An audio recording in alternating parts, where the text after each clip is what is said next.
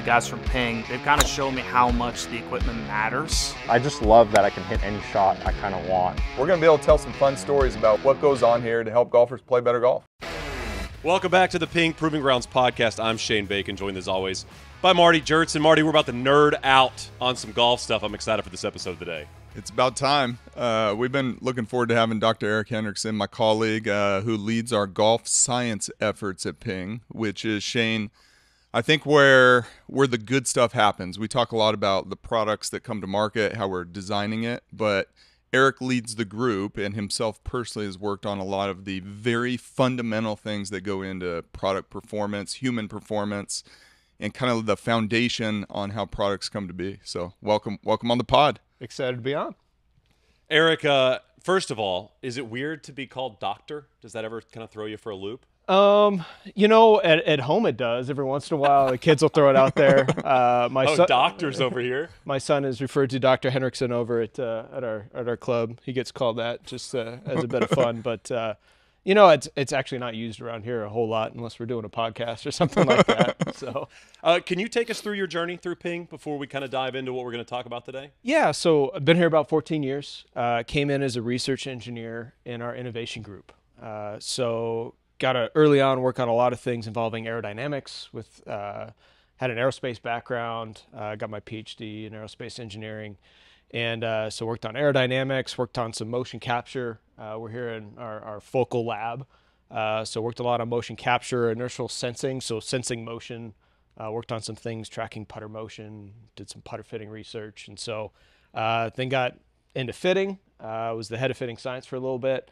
And then came over and started leading both our innovation group and our testing group. And now have kind of migrated over to focusing a lot on our basic research, as Marty talked about. So just kind of answering like the why questions, how things work, and feed insights into our design team and our innovation team. We really feel that like our best innovations and the technologies that help people play better emanate out of a better understanding of the physics. And that's, I mean, that was why Karsten was so successful, right? It was physics first, and then using that to help people enjoy the game more. And it feels like Karsten was amazing at always wanting to answer the why, right? I mean, that was basically how Ping was created, was answering the why to certain questions that nobody really knew the answer to. Yeah, and that's, I mean, Marty and I talk a lot about just that, like a core value of curiosity, right? He was always very curious. Yeah. And out of that curiosity came, you know, we'll go over and visit Karsten's office or his historian and see some of the early stuff that Karsten was doing. And it was clearly just him being very curious about how something worked and then quickly make something and go try it and learn from it.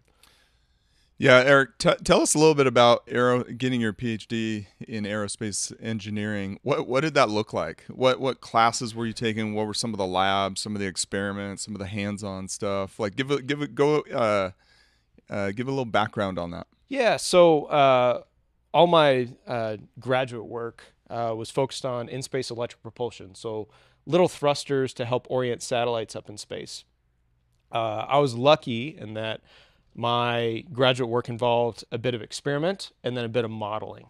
So kind of physically, testing out ideas, but then also using physics and math-based models to kind of predict what would happen, trying to get those to match up. Because if we can have models that predict, we can then innovate and make improvements. And so got to design and build a high vacuum facility. So like just a big tank that sucks all the air out and allows you to try these thrusters, here in a lab.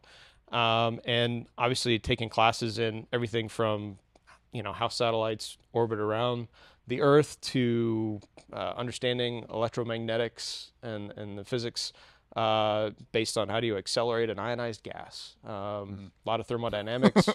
And so it was a lot of fun, a lot of feeling pretty inadequate and stupid along the way. But trying to learn from that. And I think ultimately it prepared me really well for the role I have now, and that I was constantly having to kind of understand the fundamentals of how something worked to then be able to build on it and do something novel.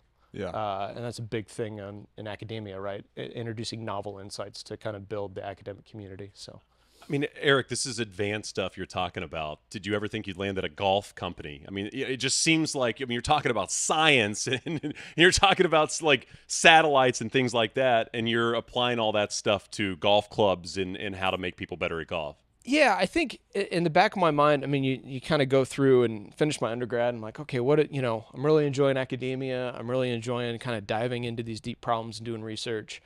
So went on to grad school, and just some of the experience I had led me down the kind of aerospace route. I grew up playing tennis.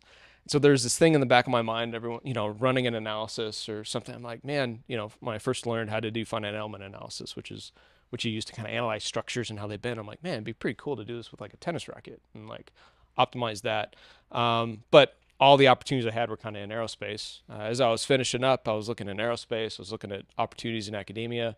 And honestly, it was kind of this opportunity at Ping popped up. And I was like, that's different, but that'd be a lot of fun. Grew up in the Valley, so knew of Ping. My grandfather was a Norwegian engineer for Hughes Aircraft, so he was always telling me about Karsten. Mm-hmm. And so I was like, okay, that's different, but that could be a lot of fun. So I, submitted my resume and fortunately got an interview, and here I am. So a bit of a, detour from what I thought I would be doing, but now 14 years later, I'm like, man, this is like where I need to be. Golfer now? Yeah, I definitely have improved a lot along the way. I got to work alongside Marty, and so it's kind of fun like osmosis makes you better.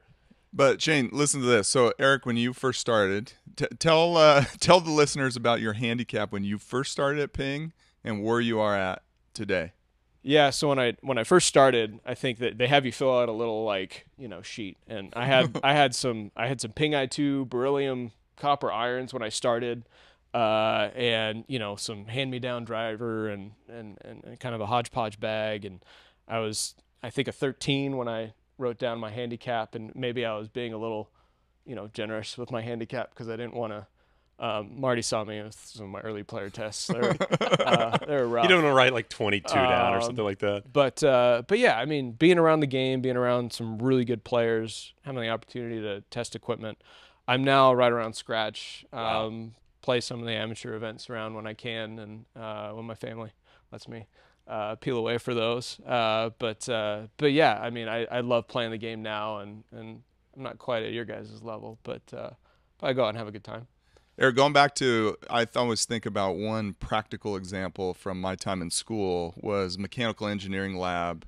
We went and rode a mountain bike that had gyros, accelerometers, GPS on it, brought it back in, download the data. We're playing around with the data, and that kind of planted the seed for iPing, the iPing idea. Yeah. Knowing how those MEMS and inertial sensors and all that stuff worked enough. You obviously brought that to market. I think Shane, Erik's group, makes it very easy on the engineers because we can have the idea, and him and his team can help explain how it works or get down to the fundamentals. Can you think of an example from something in the academic world, graduate or undergraduate, that's kind of fed an idea or a solution or a process? From my own experience? Yeah, from your own experience. I think, iPing's a great example in that, inertial sensing and trying to, I learned a lot about using inertial sensors on spacecraft and how they use those to determine where they're pointed, where they are in space. And so, that fed a lot of when you came up and were like, hey, like these new devices that Apple is coming out with, I know they have all these sensors in them. Do you think we could use it? And it's a great example of saying, okay, here's a technology and here's a problem. We're at the same time doing a bunch of putter fitting research. Yeah. And so it was this great marrying of a technology and a solution to leverage this insight we were getting working with our tour players and working with other players, trying to elevate our fitting philosophies with putters. Yeah. And so, I mean, for me, that's a great example of one, and then getting into the motion capture stuff as well. It's all about determining where something is in space, 3D space, inertial space, and then that really helped me as we brought in one of my first projects was trying to get us up and running with motion capture and using that to gain insights.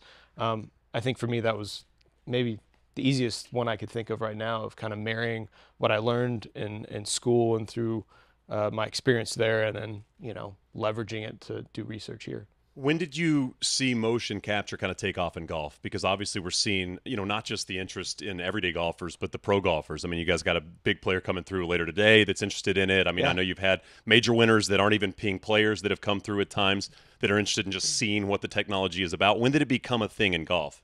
I think it's interesting to look at the different technologies along the way that have been used to, analyze the golf swing and the flight of the ball. I think 2008 was probably when like TrackMan and these other launch monitors became a lot more accessible and common. And there you're kind of like, okay, great, we're doing a great job measuring what the ball's doing. And then as engineers, we're like trying to then infer from what the ball did, what the club did, how it was delivered. And then the launch monitors got a little bit better about measuring the club at impact and its orientation. But there were some early, I think in golf, some early systems, probably pre-2010, they were doing some motion capture. But then I think post-2010 is when you really saw, some of these systems like Gears, our first generation of focal or early kind of motion capture system was called Enzo. That was something that a company called Vicon developed with Fujikura. And I think that helped us then bridge, okay, we can now measure what the ball's doing. We need to know what the club's doing, right? And how that was oriented at impact and how it's moving through space, kind of working our way back from the ball flight, gaining more insight into the why we got the ball flight we did. And the motion capture allows you to do that through the full swing and then start measuring what the human's doing. So you got to work your way back from the ball to the club, to the shaft, then the grip, then the human. And so I would say probably like 2012, 2013 is when you really saw it, being used in fittings and research a bit more heavily. But yeah. Erik, tell us a little bit. We're sitting in the launch pad here at the Proving Grounds, and we're in with the focal cameras, which is our new latest and greatest 3D motion capture system. Tell the listener a little bit about focal, how it works, specs on the cameras, how many there are, and then we'll get into how we use it. Yeah, definitely. So you can see, maybe you can see all 8 behind me. So we have 8 of these optical cameras that are tracking small markers on our club. So it's the same technology you see when they develop motion pictures and you have the guy with looks like ping pong balls all over him, right? So same technology, and we're leveraging that to measure what the club's doing, how it's bending, accelerating, how it's oriented through the golf swing. We operate at about 800 frames per second. So every second we're getting 800 data points. So through a swing, you're getting over 1,000 different snapshots of how that club's oriented, how it's accelerating, and that helps us understand what the player does, helps us do some shaft research, club head research. And then we have 2 kind of cameras that help us find where the ball is, because that helps us go, okay, here's the club, we now know where the ball is, and we can, if we don't get a snapshot right at that point of impact, we can then infer, because we know where the ball is, called extrapolation, some mathematical method to kind of move forward and predict where that head was right at the point it was kissing the ball. And so, again, we've been leveraging this since about 2011, and we've gained, we have a huge database of swings. We use that to run optimizations. We use that to mine out insights to build our fitting, algorithms with like Copilot and our shaft fitting algorithms that are in there. And so a huge enabling technology for us to kind of complete the full picture and marry that with the ball flight we see. And Marty, a good episode for the podcast. If you don't watch it on YouTube, this is a good episode to jump on the YouTube and watch it on the back end, because we're going to throw in some images and some of the stuff that we're talking about right now to kind of help explain what's going on. Yeah, definitely. Part of my brain sometimes hurts when I think about how the club is moving in 3D space, and it's 3D space, and then it's transient. It's moving over time. Erik, I think one of the fun things about our 3D system is that we've built the infrastructure to run tests with a lot of players. Give a little comparison of a traditional motion capture system used in athletics, other sports, versus how we use it here at the Proving Grounds. Yeah, so my first exposure to motion capture was my lab was right next to a motion capture lab where they were developing prosthetics. And so they'd have somebody come in and maybe run on a treadmill and then take some, they'd be markered up, they'd record some data, and then they'd spend the next day or 2 trying to build the skeleton and map out the measurements that they wanted. And it was, pretty cumbersome to go from the actual measurement of the data to then an insight. And so we've been able to develop a lot of pipelines and processing where we can, in a day, let's say we're testing 2 different shafts. We want to know how, players react and how they behave with different players. Let's say we want 20 players. We can get 20 players through here, hitting both those shafts, say 10 times, and do that in a day and a half. And then by the end of that second day, hit generate report, and we have a full report like giving us the stats and the comparisons of those two different shafts. And it's all data based, so we Yeah. can go reference that like 10 years later, yeah. right? Yeah. And start to build insights over time, and then those ultimately kind of compound, right, over time as we build more and more information and store that in that database. Tell us a little bit about, because I think a lot of golfers out there are like, they might see shafts being tested on a robot, think that's a great way to test it, right? Yeah. Tell the listener about why we do most of our shaft testing here in Focal and not necessarily on Pingman. We use that generally for different reasons, different test designs. Yeah, so we have a bunch of different tools we use. Each has their strengths and their weaknesses. One of the really interesting things with shafts is players behave differently depending on what they feel. It's this big feedback loop with the player, right? The brain's experiencing things. There's tactile sensations. They experience reaction forces as that shaft bends differently. Pingman doesn't care, right? Pingman's programmed to swing the same way every time. Whereas with a human, that's not the case. And you and I could do the same shaft test and have two very different responses or outcomes between those two shafts because we respond differently. And that's where the fun comes in and where this is really important because we need to capture that. And we actually have, so important, we have we have a system here and we have a system over at our Performance Research Center in the UK that's also being used to do a lot of that human club interaction research. Dr. John Shepard's leading that group over there, really trying to answer a lot of similar questions that we are here because it's just such an important interaction between the club and the player. Erik, I mean, Pingman, I'm assuming is great for data when you need that, but you're building golf clubs for humans. I mean, that makes sense when you want a human to come in here and swing it because, again, the robot doesn't, like you said, the robot doesn't care. The golfer does. Exactly. And you can't, robot's not going to tell you how it felt coming down, right? So there's another big piece of it of like, great. This is what I'm experiencing as I swing these two different shafts or even different club heads. And Erik, one of the funnest meetings I know Shane and I have talked about in the podcast that I enjoy coming to every week or every 2 weeks is our golf science meeting. And this is our meeting. We've been doing this for a long time. I don't know, probably over 10 years now. Yeah. How many people, Marty? How many people are in that meeting? We probably have between 8 to 10 core. Yeah, well, and attendees, it was interesting. So now that we've, initially there's only so many people you could fit into a room, right, and have a discussion. Need a bigger room. And right around COVID, we started doing a lot more things virtual, and now it's actually probably 8 to 10 core guys in the room that are doing most of the discussion. But then we have another 20 to 30 that are calling in to listen in on the discussion. And the whole goal of that meeting is to just make everybody smarter through discussion. Plant seeds, for ideas, right? Yeah. Yeah. And a lot of the curiosity, right? A lot of the emanates from, looking at the data, a lot of players in there kind of saying, well, these are my experiences. Some scientists that aren't players that are kind of going, well, it could be this. And it serves as a great opportunity to kind of, feed the curiosity and gain some insight. What are some examples, Erik, of some questions either that came from tour or Shane, as you know, we have a lot of avid golfers in our engineering group. So scenarios where maybe an engineer goes and plays golf on the weekend or something, they come in, they're like, this seems weird and we don't understand why, right? That have kind of fed through projects through your group in that meeting. Yeah. So I think of two. I think they both involve moisture.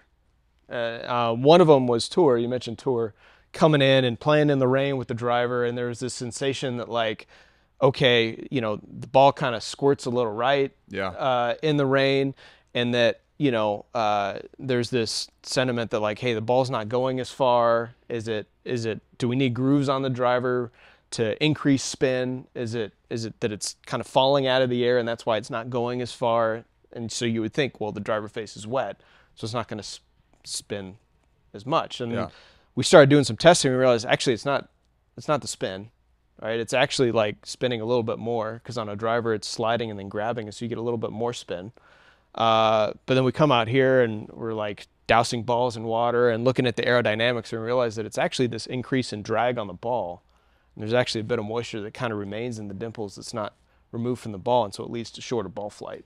And so it's kind of well, no, we don't need a rain driver with grooves, right? If anything, you make sure that ball's really dry with a towel if you can, and Hold your umbrella. Right, hold your umbrella Hold over your it. umbrella Guys over do that a lot. I mean, That I is remember very Marty smart. in that meeting kind of going, thinking back to his different experiences and different majors when it was raining and Yeah. going, man, I'm having my caddy hold that umbrella right over until I pull the trigger kind Yeah, of the thing. caddy shouldn't keep the player dry. They should keep the ball Keep dry. the golf ball way before. You got the rain gear for the rain. You can handle that. So that test, Eric, we that was a good one for Ping Man, right? So we spritzed the golf ball, hit it out there on a perfectly dry day, and saw this strange aerodynamic behavior. Yeah.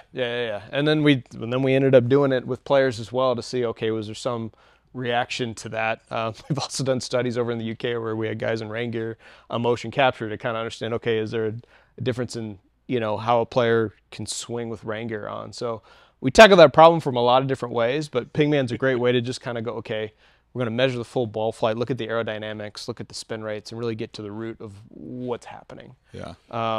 So I think that's one good example. The other one I remember is that this is early on. I think you and John Kay went out and played somewhere locally. It was, kind of this time of year, a lot of moisture, right? Wet rye. And John Kay was saying, man, I hit this forehand a couple times and it just felt like it ballooned up on me and landed short. What the heck's going on, right? It's wet. It should slide up the face and not balloon up like it has a ton of spin. Yeah. It should kind of launch really high and fall out of the air. And everybody's kind of in there going, I don't know what's going on. And he turns to I think I was sitting in the back with Paul, and he's like, you guys got PhDs? Where does that happen? And we're Why is this doing this? we're That's looking at when each you other turn to going, the doctors. That's we're right. like- That's right. That's when he gets called doctor. Exactly. We don't know. And so, but then that led us down a huge path of better understanding friction, particularly on low lofted clubs, doing some modeling. It led us to the surface on our drivers, right? We have that brushed surface on our drivers. It's actually like a little rough, which it helps lower spin. And what we realized with that forehand and the moisture is that it caused a situation where the ball slid and then still engages with the grooves. And so you end up with a little more spin in that dewy condition with a 4-iron, whereas with a wedge, it might just slide right up the face. But with the 4-iron, because it's less loft and it's a little more normal impact, you actually get more spin in that dewy condition. So it's just an insight that, it's going to help a player because now they know what's going on. And then obviously the ball's a little wet too, so it might have a little extra drag. Yeah. It plays into that other story we had. But yeah, it's just, again, making that understanding more robust through just some curiosity, but that's then paid dividends in so many different designs of different products. That's a great point, Shane. So just paint the picture on that. We go play golf, we hit a 4-iron, something weird's happening, and that opens the door to a practical solution, rougher face on the driver, get lower spin without having to sacrifice moment of inertia. So now that's part of our secret sauce on low spin, high MOI. And then Erik and his team kicked off a bunch of research on that understanding, kicked off a bunch of research on spin generation with wedges. And we've worked with Chris Como, Stan Utley, Derek Dominski to try to crack the code on what is generating spin with different 3D deliveries and flat spots. We saw Victor Hovland in here with his shirt off, all markered up, right? Trying to get to the bottom of that. Was a fun day. Interesting day. Erik, who goes to whom with more questions? Do you go to Marty with more questions, or does Marty come to you with more questions? That's a good question. I've gone to him with a lot of swing questions, Okay. right? In my journey to become a give me a better lesson? golfer. I think it's a good pairing, right? I think, Yeah. there's a lot of, as a player, and Marty's, gosh, he's a super bright engineer. Right. He's got a lot of technical experience designing clubs and what can be done and what can't be done. And so, I think it's probably score's pretty even. Erik, I wanted to dive into kind of innovation because, you think about something like turbulators. Marty and I have talked a lot about turbulators over these episodes of the podcast. The turbulator has been on the driver now, I guess, 4 or 5 iterations of this driver. Mm-hmm. Why do you not change something like that as you're coming out with new innovation and new product? Simple answer is it works. Okay. I think, I'd like to say, Ping's about innovation that lasts. You look at the different things through the years that Karsten introduced and through John A. and his tenure came through Ping and now, currently, These are things and technologies that, one, they typically break a trade-off curve, right? So turbulators came about of like, well, how do we keep a driver with high MOI but make it aerodynamic so we're not sacrificing club head speed? And turbulators was an easy way where it's like, well, we could put these on and we don't actually have to change the overall shape of the driver too much to get an aerodynamic gain. And so ultimately we're looking, if it's physics-based and it's built on that foundation, it's going to work.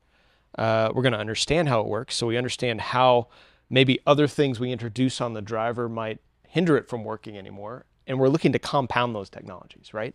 So we're looking to continue to make the driver better by leveraging each of these technologies on top of each other. And so, Marty, we talk a lot about kind of effective forgiveness and MOI. Yeah. And, moment of inertia is primarily talked about in terms of mass properties, right? We're in the business of moving mass around and making things forgiving. But then there's these other technologies we've worked on. Yep. That help produce that forgiveness through other methods, right? Erik, why is it that it feels like golf club companies across the board kind of arrive at the same ideas around the same time? I think about the square driver popularity and kind of square drivers coming to market, in the mid 2005, 2006s. Right now it's 10K across the board, the popularity and that idea. Why is it that it feels like everybody kind of arrives at these ideas at a similar time? Ooh, that's a good question. I think part of it is we're all trying to solve the same problem. Okay. And so, if you have a bunch of people trying to solve the same problem, inevitably you might end up with some similar solutions. Okay. I think there's probably been over the years maybe there's some situations where you've seen some very different philosophies on what the problem is and what the solution is. So like, where should the center of gravity of the driver be? And there was a season there where you had, one kind of sentiment that was like, well, it should be low and forward because here's the problem. And here the solution is to move that low and forward. And we were kind of always like, actually, I think the player's going to benefit more if we move that low and back. And so I think that's an instance where maybe there's like some disagreement on what the solution was, right? And then ultimately you saw this kind of migration to the low forward CG driver is not maybe as prominent as it was during a season maybe 10 years ago. That also kind of opened the door, Shane, to us answering the questions of what are optimal launch conditions, right? Because there was a time where, 17 launch and sub 2000 spin was considered. Well, you got to get there. Right. That's the fire hose analogy. You got to shoot that thing up high. Well, because of Erik's team developing good models, that was actually how we developed our optimal launch and spin chart, right? That described another, I think one of the big things we try to do is when you see an abnormality or something that doesn't feel right or an outlier, we should be able to explain that with the physics. So when Cameron Champ comes in and he's launching it at 7.5 and spinning it at 2800, it doesn't sit right, that, hey, he should launch it higher and spin it less. Well, it's because he has super high ball speed, 190 plus, and he hits down on the driver. And our models actually explain that, right? I think that's another kind of good example on the fitting side. Yeah. Erik, we spent time with Rob Griffin, our historian, looking at some of Carson's prototypes. And one of them that I think was fun to look at is the story in Rob told the story of the bent shaft, which was kind of how the pistol grip started. Yeah. Tell us a little bit about some of the work you've done on the pistol grip or some other stories from, I think, your team being able to get at the root of what Carson was able to discover on his own through experiment back in his day. Yeah, so, the Balnamic shaft was, I don't know, I had never actually, set up to this bent shaft on an iron or a putter and kind of actually felt, through the swing, through, taking a putt, just the sensation of where that oriented the mass of the head relative to the grip. Ultimately, that ended up kind of being deemed non-conforming. He designed a whole set of irons, and there's this great picture of all the irons up, and you can see all the shafts kind of bent. And his thought was like, hey, when I set this up, if I look down the grip, I want that shaft and that grip pointed right at the ball, right? And if the shaft's going in at the heel of the club to get it pointed at the ball, you have to bend the top part, and if you're looking down the end of it, so it's pointed a little forward and a little toward the toe to get it to aim at the ball. And he did that, and he swung it, and he's like, "Oh, that feels pretty good, right? Feels very stable. And so his solution when it became non-conforming was like, okay, I'm going to put a little offset into the putter, so the plumber's neck came about, and I'm not gonna bend the shaft, but at the time Golf Pride had the Informer grip, so in the early I'm gonna tilt the core a little bit so I can kind of get that same feeling and orient the center of mass of the putter head relative to the putter grip in the same way. And so you kind of pick up an answer putter with his altered Informer grip and compare that to his original Balnamic shaft, and you're kind of like, okay, those have a very similar feel, a sense of stability, and so that led us down a path of then trying a bunch of different, trying to understand how the relationship between the center of gravity of the putter head and the shaft influences performance. We started testing pistol grips versus straight grips and kind of arrived at, okay, there actually is an influence on how a player delivers the head with the different grips, and so that's fed into our fitting philosophies when it comes to putters, and so it's a pretty cool. There's so many meetings where you've been in them where it's like we'll come in and we're feeling pretty proud of ourselves. We found this new insight, right? And we're kind of like, okay, this is pretty cool. And I wasn't around when Karsten was around, but we still have the blessing of John A. being around and being really involved, and he'll kind of just quietly raise his hand and go, Karsten, he tried that in like 65. I'm going to take you over to, this warehouse and show you some of the things that Karsten did. And you're kind of like, oh, okay. But then, ultimately you start to marry these things together. And now with Karsten didn't have a focal system to answer his questions, right? It's like when you look at the pyramids and you're like, how did they build these things, back in the day when they didn't have everything we have with cranes and things that are available. And you think about Karsten's ability to answer questions without, radar capture and pingman and things like that. It's for you, I'm assuming it's got to be incredibly impressive when you dive back into some of the historical ideas and answers he came up with. It 100% is, and it gives me a great deal of appreciation. And he was always trying to find the best. We have pictures of high-speed cameras back in his day when he was trying to, make pingman and trying to understand how to get pingman to swing more like a human. And he did high-speed photos and everything. So he was always trying to find the best way to measure and gain understanding. Erik, what's left? I know that's an easy question to ask, but you think about obviously leaning into the player testing, and then you've got focal, and you feel like you're starting to kind of answer some of the questions that answers didn't exist maybe 15, 20 years ago. What's the next step for you? Where's the black hole in the research that you're going to dive into next? Oh, we always have plenty of knowledge gaps that we're looking to gain understanding. I think still to me, the biggest mystery is how humans behave. I say they're really messy, and they are when it comes to understanding how they react to different shafts. You can change the center of mass in the head, and you're like, it looks the same, and all of a sudden it's like their impact location shifts because they just feel it. And trying to predict and understand that more, understand what they feel influences performance. It's if something sounds a little different, did they swing it faster? You're kind of like, there's no physics reason from the club design that it should go any faster because it sounds different. But if that player's experiences influences that, I think that's a huge area of study for us that I want to understand better personally. I know a lot of our engineers do.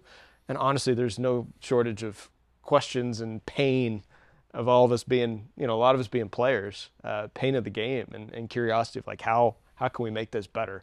And so, it'd take a whole nother podcast to explain all my pain. Marty, as you're playing golf and questions come up, you think about the 4-iron question that popped up when you're playing. Are you writing these down? Are they just stuck in your brain? Are you able to kind of push them out as you're enjoying a round of golf? Or are these things that once something pops up in your head, is it unavoidable? They burn into my brain, Shane. You don't have to write them down? I'll give you an example. I went to second stage of Q school because I got exemption to second stage of Q school. I went and played at Bear Creek in Murrieta, California, and it was in the fall, rained a bunch, Bermuda, and there's mud. I had mud balls all over the place. This was it was a Nicklaus course, but in his Nicklaus, small greens, hazards everywhere, and I would have a mud ball from 180. I'm just guessing what this thing's going to do. And I came back. I missed, didn't make it through, and I came back. I'm like, well, we need to do an experiment on mud balls. So we did it with Erik's help and our golf science group. So I think it's what'd you discover, by the way? What'd you discover from that? Talk about messy. There is mud. I can all only over. imagine. Mud all You think over. humans are messy? Mud ball experiments are probably give the very little messy. mud ball rules. We actually have a blog article on our website that we put a little kind of rule sheet on what to do with mud balls. I feel like when you're watching a golf broadcast, it's like mud's on the left, the ball's going to go right. Mud's on the right, it's going to go left. Like, what did you guys figure out when you actually tested that, Erik? Well, and that's actually that's accurate, and correct. and that's something that I think at the time it wasn't as prominent. Like we was like, first thing you do anytime you have a question is go, well, does somebody already answer it, right? Right. Don't want to go reinvent the wheel, and we couldn't find There's anything. no research on it. There was no research on it, right? And so it was like, well, let's go do it then. Yeah. And so, that's what we did, and we got Phoenix's finest mud, and it's like, well, what happens if we put it on Phoenix's the top? finest mud might just be clay, but yes. Yeah, well, we had to go. Imported mud. One of our interns was going around Phoenix trying to find, We'll drop some high-speed video of the impacts into the pod. Was like if you hit a 4-iron on a mud ball versus an 8-iron, is there a big difference there? So I think with mud balls, it's not just that it's on the right, it's going to go left. It's on the left, it's going to go right. It also goes shorter, and it has more variance. So you need to, as a golfer, you need to aim way more conservatively, right? And then the impact on distance is huge. That's the biggest piece. If you have mud on the ball, and it depends on where it is, top, bottom, front, back. If it's between the club, going to get between the club and the face, you lose massive amount of ball speed, goes lower, is more variable. So you got to have kind of rules on exactly where it is. But we've used it. We've used that research for more than just playing. It's also informed some of our ball flight, understanding of aerodynamics. Last mud ball question for you, Marty. You've got 150, which is, I'm assuming, kind of a stock 9-iron for you. Yeah. You've got a mud ball 150 shot. Are you hitting 8? Yeah. Yes, depending on where the trouble is. Okay. I would hit an 8. Hit it lower, hit it a little bit softer would generally be a good Keep it out of the air as much as possible. Yeah, minimize the flight time and just give yourself Choke down a little bit, or more you kinda... margin for air. Yeah, little grip down. Yeah. But yet you just have to be way more conservative on your aiming strategy if the hole allows for it. Erik jumped into a mud ball conversation he was not ready for. I don't know if you were prepared for the mud ball golf convo. science. Another day of ping. Another day of ping. Well, Erik, we really appreciate the time. Great insight. I mean, the focal has been amazing to just kind of watch, and obviously it's been amazing for you guys. So thanks for the time. Great chat, and we'll have you on soon. Oh, had a ton of fun. Thanks. This is the Ping Proving Grounds podcast.